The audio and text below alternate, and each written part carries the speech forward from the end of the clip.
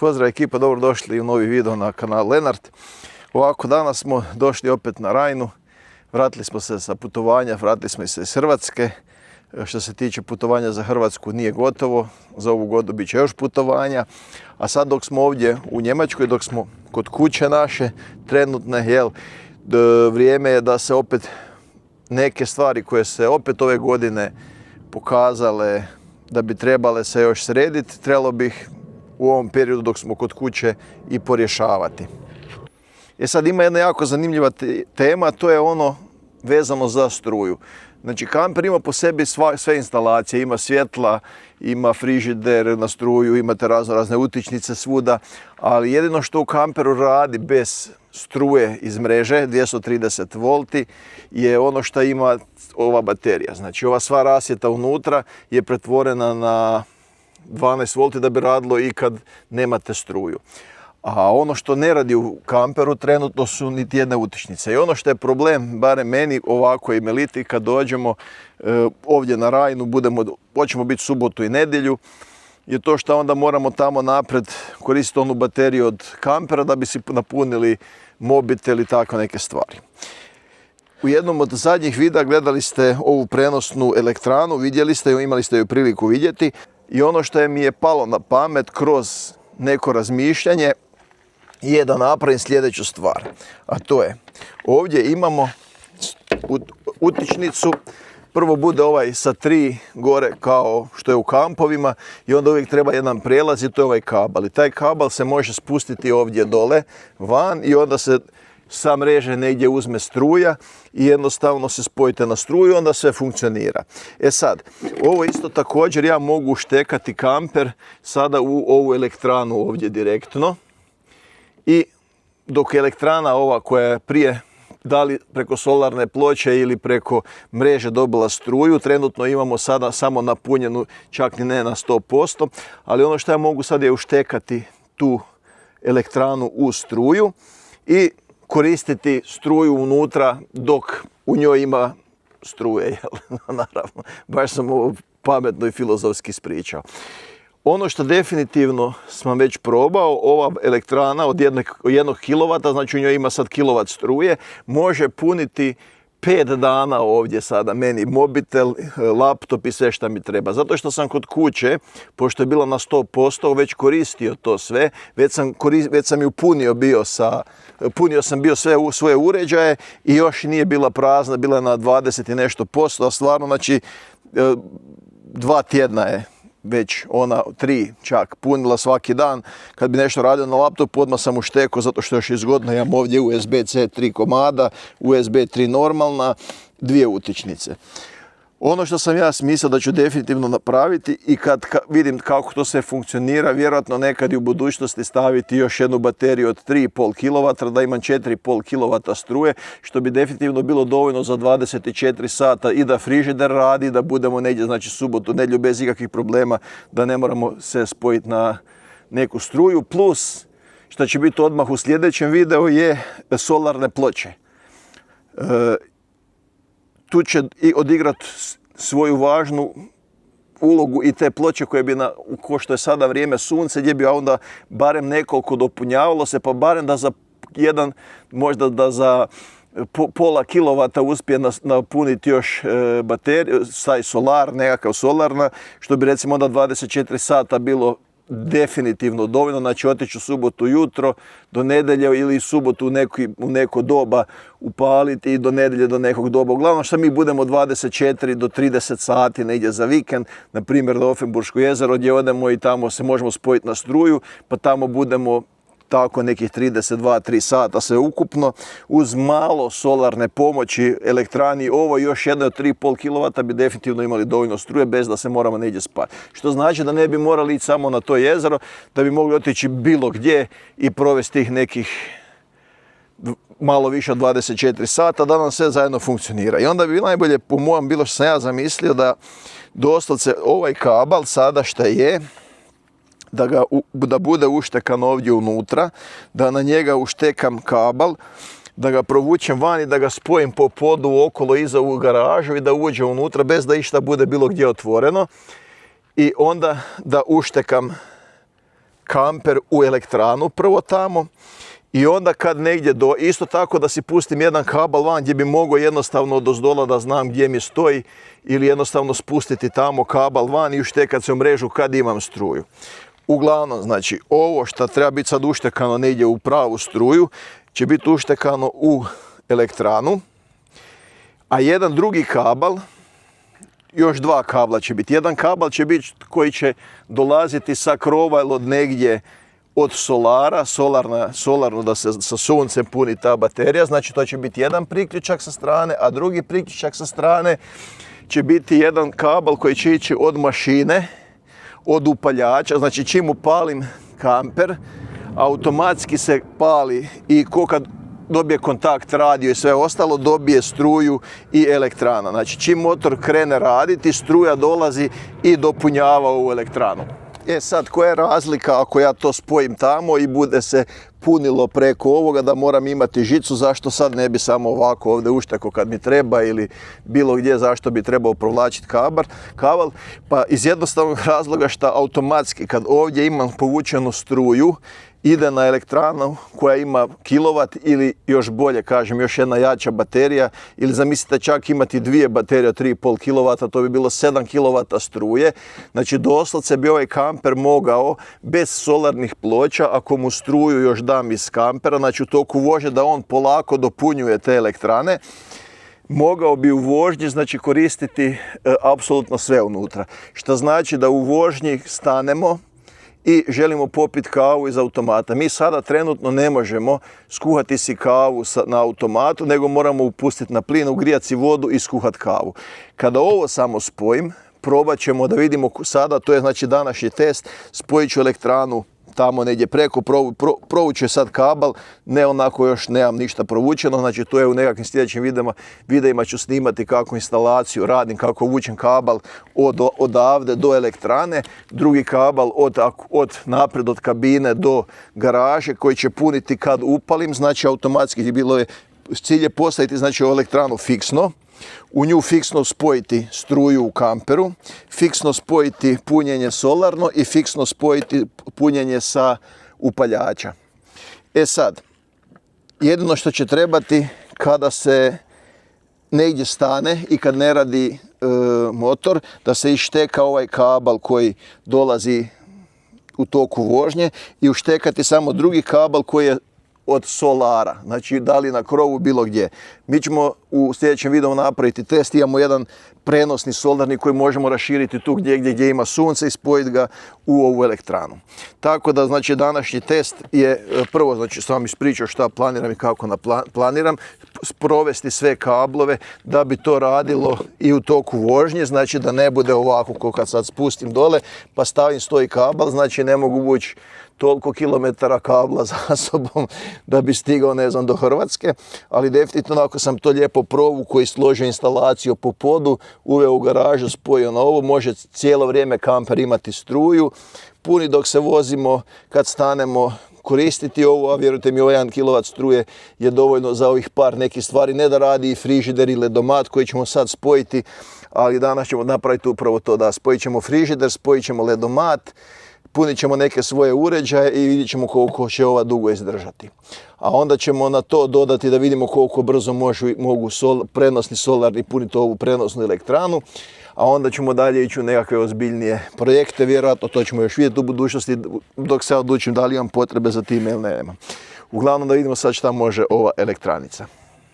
Evo ovako ljudi, sad smo fino ovdje znači provizorno sam samo stavio, inače u planu je da stavljam tamo iza, ima to što mjesta, čak mogu i na kat slagati, ima prostor prekrasan za ovako, za 2-3 baterije elektrane. Znači ja ću sad ovdje uštekati u ovu elektranu ovaj moj kabel, znači ono što bi sad uštekao, na primjer da smo negdje u kampu, ja ću to sad uštekati ovdje,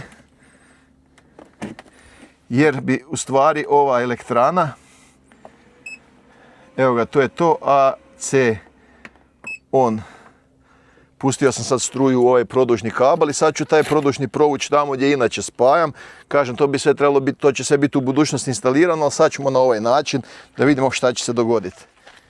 Tako, sada je kamper dobio struju i ova Baterija sada trenutno isporučuje 230 W. To je to, elektrana isporučuje kamperu 230 W. Idemo unutra da vidimo šta se upalo, šta nije. Ljubavi, ovako, sada bi ovdje trebala funkcionirati tebi. Frižider već radi. Znači on je već sebi uzeo struju. I to je to, on vuče 230 W, znači trenutno. Kao što vidimo ovdje upaljeno je, ovdje svijetli plava, ništa da blica crveno. Ovdje se hlade neka pića. Evo ovako sad, ovdje imamo znači ledomat, sad ćemo njega uštekati u struju, nećeš ovdje uštekavati kavu, praviti. Samo ledomat. Nećemo, baš nije me koliko je kafa aparat povuče. Imaš i tu. Da, a njega ćemo onda tu, pošto ćemo njega poslije isključiti. Znači, ovdje, čisto da vidimo, znači, nije bitno ako mi potrošimo svu struju sad u roku sat vremena, ali ćemo znati šta točno, s čime točno raspolažemo, a onda ćemo vidjeti kad bude solarno uključeno šta može solarno raditi.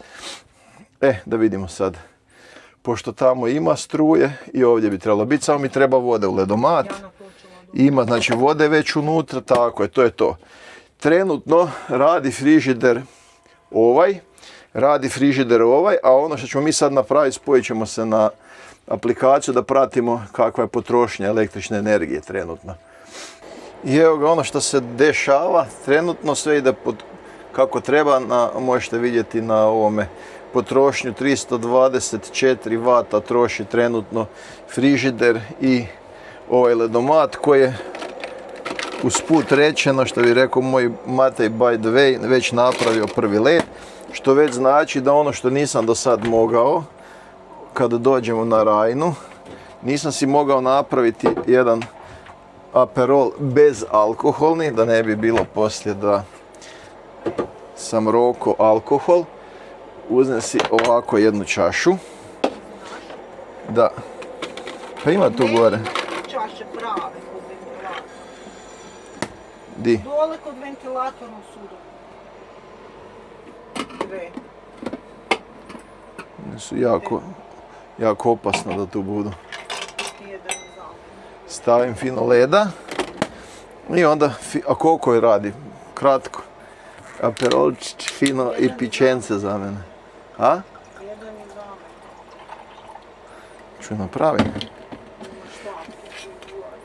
Imamo 87%. Dosta brzo naravno ide, ne može ovo, po mom izračunu za sada može ovo funkcionirati ovako na ovaj način. Neka 3 sata. Kad bi ovaj frižider isključen, da bi to bilo puno veća, velika razlika, ali a neki još malo radi pa ćemo kasnije ugasiti. Definitivno bi ovdje bilo dobro da malo radi i panel. Uglavnom definitivno ono što je to da kroz drugu dimenziju poprima kampiranje u kamperu kada imate neku svoju struju. Trenutno imamo 361 W potrošnju električne energije. Laptop se također puni. Nije skroz pun. Ali nije ni prazan. Hoću reći nije ni prazan, ali nije skroz ni pun, 80%. Ima uglavnom, evo i njega puni. Trenutna potrošnja 359-360 W. Uglavnom, to je to što se tiče ovoga prvog testa. Možemo još poslije samo vidjeti na koliko smo šta spali postotka, ali što se tiče znači, ovih svega tuga, što se tiče svega ovog tu što imamo, znači samo frižider, njega možemo prebaciti na plin i onda ovoga neće trošiti struju, a ovo drugo, znači ledomat na struju i ovo tu punjavac, sad ćemo to napraviti da vidimo koliko ćemo moći leda praviti, koliko 1 kW može dati leda za nas dvoje. Evo ga, to je to. Tako da budite ponovno sa nama u sljedećem videu. Sad ćemo malo još ovdje uživati u Rajni, malo u prirodi i to. Vjerojatno ćemo i prenoćiti ovdje. A u sljedećem videu onda možete gledati kako izgledaju, i ja da vidim zajedno s vama, kako izgleda jedni solarni prenosivi paneli. koje ćemo onda spojiti tamo na elektranu. Lijepo ćemo negdje staviti panele gdje ima sunca i to je to. I onda ćemo vidjeti koliko struje možemo raditi. Ako je 200 vata, evo, znači mislim da trenutno po ovom sunčanom vremenu, mislim da bi solarni panel, taj prenosivi, trebao raditi dovoljno struje za laptop i da mi pravi led cijelo vrijeme. A kad ga napravi, kad se ugasi, neće trošiti toliko. Tako da bi se moglo izvući s time da ovdje ide na plin ovdje da radi led i da si punimo svoje uređaje koje imamo i s time da ne možemo ostati bez struje. Na kraju krajeva imamo još akumulat, imamo još 2 baterije koje su ugrađene, jedna ovdje ispod, jedna napred od kampera. I eto, nakon prvih pravih testiranja, prve prave upotrebe u kamperu, definitivno jedna stvar koja krasi ovu elektranu je to što je prenosna, što je lagana, što je doslovce možete koristiti i u kamperu, što će nama u biti najviše i koristiti kod toga da spojimo se na mrežu, ali ne direktno na kamper, nego da prvo spojimo mrežu, struju u našu elektranu i da onda iz elektrane dajemo struju kamperu, što će biti puno bitno i značajno kada negdje u nekom kampu padne napon po ljeti kad je veliki broj korisnika, kampista, turista, i onda će nas ova elektrana spasiti. A druga stvar što recimo i možemo reći na samo 1 kW struje se apsolutno sve promijenilo u našem kamperu, što doslovce prije puta, čak i da je ne punimo preko akumulatora, možemo ju ustaviti ovdje negdje bilo gdje ili ju jednostavno, kako sam rekao, spojiti s kablom u garažu da daje struju cijelom kamperu i u toku putovanja. I onda kad stanemo da si možemo skuhati kavu, da možemo pa i imati frižider upaljen i primjer toster ispeći ako želimo toster neki pojesti, što do sad recimo nismo mogli. To je ta prva stvar. A druga stvar što je definitivno, i to ću jednom napraviti prvom prilikom na moru, negdje na kupanju nekom, doslovce ponesti elektranu i panele sa sobom, onako više iz zezancije, uzeti ledomat i sve to ustaviti, spojiti lijepo solarno, sunce sija, mene grije, a hladim se dok se sunčem, hladim se sa ledom koje sam dobio u biti od tog istog sunca, što je fenomenalna stvar. Tako da definitivno u budućnosti ćemo još, siguran sam, ću raditi na malo ozbiljnijem projektu na kamperu, to sam već govorio. A svi oni vi koji se odlučite kupiti IEE 5800V elektranu ovu koju vidite ovdje u kadru, putem poveznice koje imate u opisu videa za 3 države možete si naručiti, dobit ćete tih 10% popusta ekskluzivnih. I onda šta je najbitnije još, što ćete pri kupnji te elektrane preko te poveznice, kada kupite elektranu, onda imate ispod još e-mail, javite se na taj mail i dobit ćete još u vrijednosti od 120 eura jedne prenosne panele u jačini od 100 vata, tako da ćete moći i puniti, znači što je recimo 100 vata, taj jedan panel bi otprilike mogao održavati ovu baterije duže punom, znači da ne potrošite svu struju, a da si cijelo vrijeme pravite ledomat nekih 8-9 sati negdje, ajde mora tako reći, da se polako dopunjava. Tako da definitivno jedna stvar koja, već ako se odlučujete, imate sad priliku iz ovog videa i opisa dolje na ta 3 linka za 3 države za naručivanje elektrane, napišete mail i dobit ćete to što sam rekao.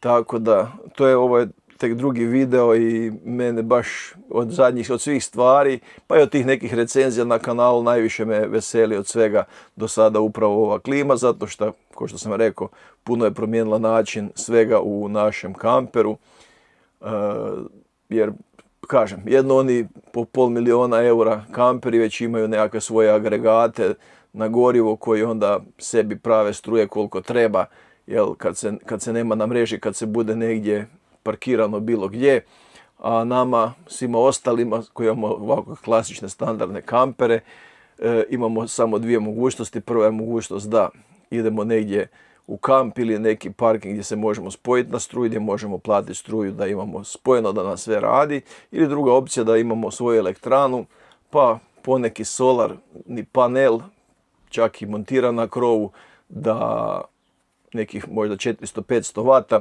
da dopunjava ovakvu jednu bateriju je jako dobra stvar. Tako da u toj situaciji nema ni neke puno veće svrhe sad, ako je sunčano vrijeme, ako se ova elektrana dopunjava, ona je dovoljna da ne pada puno ono koliko je ostalo struje u njoj, ali naravno definitivno u svakom slučaju je bolje imati od 3,5 kW i 4-5, ali to su već malo zbiljnije stvari, tako da to je to. A vama ako se sviđa ovaj video, onda se pretplatite na kanal da dobijete obavijesti kad objavim sljedeći video, jer ako vas ne zanimaju drugi video, možda će vas zanimati ovi vezano za elektranu za ugradnju, koja u biti nije ništa komplicirana i to je ono što čovjek može sam napraviti, a to je upravo ono što mene najviše zanima, da sve stvari koje mogu sam odraditi, da si ih sam složim, da znam, to sam već u prijašnjim nekim videima govorio, da znam gdje sam šta stavio, kako sam to stavio, ako ima neki problem, gdje bi mogao biti problem, jer u biti znam gdje koja stvar stoji. Dok kod ovih stvari koje su već prije ugrađene, ne mogu, već moram tražiti nekoga da mi pogleda, nekog ko se razumije, jer ne znam gdje je točno koji vod vodi i tako dalje. A ovdje kad stavim svoj, spojim se na taj vod koji je već postavljen, onda znam taj barem dio di sam i šta sam.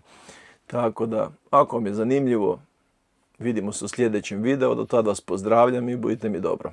Pozdrav svima!